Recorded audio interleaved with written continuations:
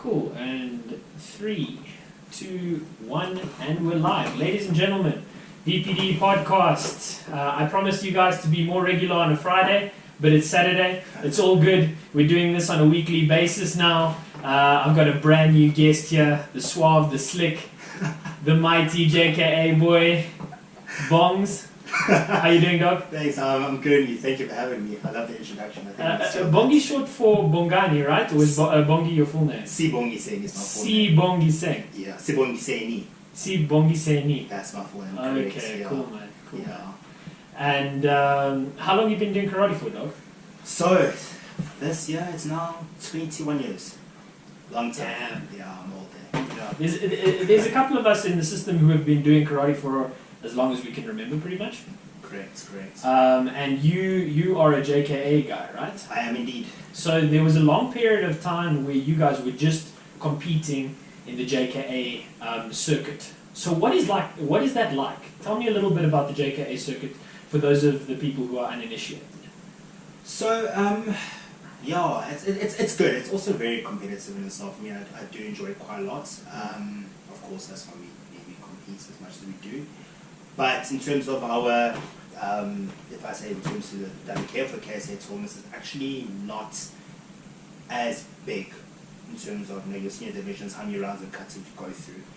So a typical tournament, let's say our SA champs, maybe 3 rounds of kata. A few guys might do 3 rounds. So you're saying divisions are smaller at JKA nationals than what they are at WKF, KSA nationals? There are.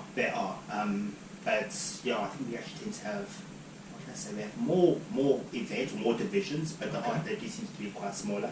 I think it's also just in terms of how our rounds work. So, our final technically is a top 8, whereas, WKF comes down to top 2, top 4. So, yeah, other than that, it's good. I think just from, from both sides, where there's going to be... So how does the scoring system and how does the refereeing work on JKA level? So in terms of the refereeing, so it's not like with WKF where you have your athleticism and your technical side in terms of doing your scores. We have, so I think, as you progress through certain rounds, the scores do change. So, for example, let's say it's the last 16.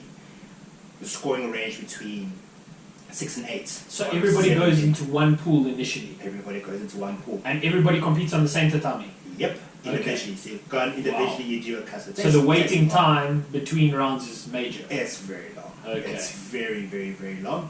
So we have your average being 7, and then they'll judge accordingly. So from the top 16, obviously on half it, get your top 8, then the scoring system will change again with your average being 8 between obviously 7 and 9. Yes. And you just judge accordingly. So obviously your best player or best athletes of the day, whatever the score is going to be, let's say it'll be 8.8 and obviously all the way down to determine your positions from 1 to 8. And how many referees do you have on a tatami? How many people judge you? And do you take away the highest and the lowest? Or exactly the same way. So we have 5 as well. Take away the highest, take away the lowest. Okay. There's a draw, then obviously you add in the lowest and the highest. It's still a draw that people go back on and get their cuts for the game. So is it exactly the same in JKA Worlds where you have 5 referees, or is it a thing of manpower? Because in WKF you're supposed to have 7 referees, and you take off the 2 top and the 2 bottom. In JKA Worlds? Still 5. Still 5? Still 5, okay. Yeah. That's how consistent we're. Yeah. That's interesting. And you change cutters every round, yeah? We do change cutters every round. So in your typical World Tournament you have 128. Good maths, yes. Yeah. You're hang. Yeah. You're hang cutters, and there'll be a half to 64. Okay, so you have a specific group of cutters that you have to choose from. Correct. Actually, not.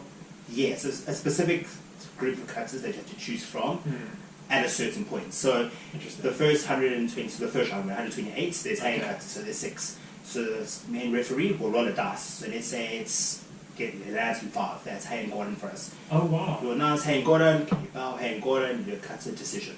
Cool. Then you go to your 64. 64, another round of Hey and cutters. Again, they roll the dice. Number 2, Hey and Yidon. Both competitors to Hey and Yidon. Cool, great. Then you get to 32. Then we go to our Basai group. So from there, as you know, you've seen the cutters MP, Jean, Basai, Kankudai. Out of those 4, this time they have cards. You'll shuffle the cards. Sure. Kankudai.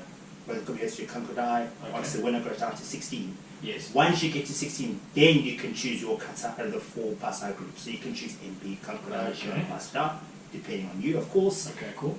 rank everybody, get your top 8. Top 8 gets to the final kata. That's where you can do your unsu, your gorgeous shusho, gorgeous shudai, you choose yourself.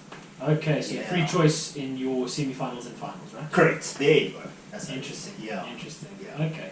And do you feel like the refereeing on JKA level is more consistent? Because one of the problems that we have in WKF and some of the athletes that I've spoken to around the world say the same thing, is they say, look, the competition level is really high, but we don't really understand what we need to be doing to be falling in the judge's favor. Is there better communication in JKA between what the referees expect and what the competitors are supposed to do, or is it a mystery just like it is in WKF? I would think in JKA it would be better.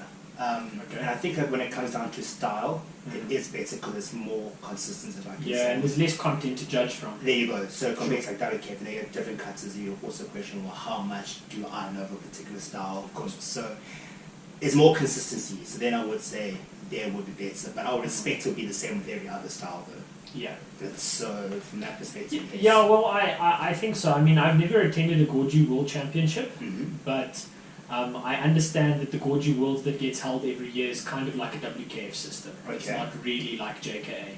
Gorgie Kai, on the other hand, seems to be a little bit more traditional and rooted the way the JKA is. Yes. So I think it depends on the system a little bit and who's in charge of organizing it and stuff like that. But I really like the idea of standardizing a kata and knowing what you're looking for, because otherwise it can be a bit strange what the referees come up with, because they don't know what they're looking for necessarily. Of course. I was a little bit of a fan of shite kata when we still had it in WKF. Yeah. I'm not sure if I would advocate for the more basic katas being shite. So, I mean, nobody does seipai, for instance. Nobody does jion in WKF. Yes. You know? So I would say, okay, everybody does unsu in WKF. Why not make it a shite kata? No, because everybody's going to do it in any case. Makes sense. But I think the Shotokan people will struggle again a little bit more with the new coming rule adjustment, because it's going to be one-on-one with points now. Okay. So instead of a hypothetical 4 or 5 rounds, maximum of 5 rounds if you have more than 128 competitors, you have 7 rounds or 8 rounds. And you don't have as much diversity or as many katas that are relevant for WKF and Shotokan system, right? Correct, yeah. Are you guys taking a look at some of the JKS katas to do in WKF, or are you strictly sticking to the JKA stuff? Personally, for me, I'm sticking to the JK stuff. I think I'm just comfortable and used to it. If I came to WKF system maybe a lot earlier, then maybe it would be a different story. I do see some of the cuts, I do try to learn some of them. I'm learning sequences slowly as You working on Sansai?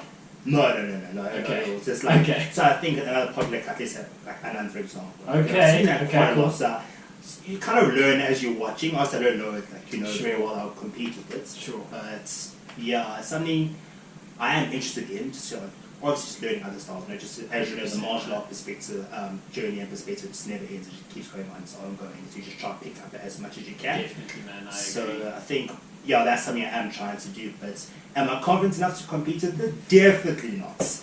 I think you should give it a shot, man. It's going to be a lot of work. I tell you what. Next year at Nationals, you do Anand first round and I do Goji Shiro first round. Let's mix it up. Off the record, okay, deal. Okay, cool, man. Yeah, it'll be interesting. But you never know. I wouldn't say no. Yeah. I'm going to say it's going to take a little bit more time from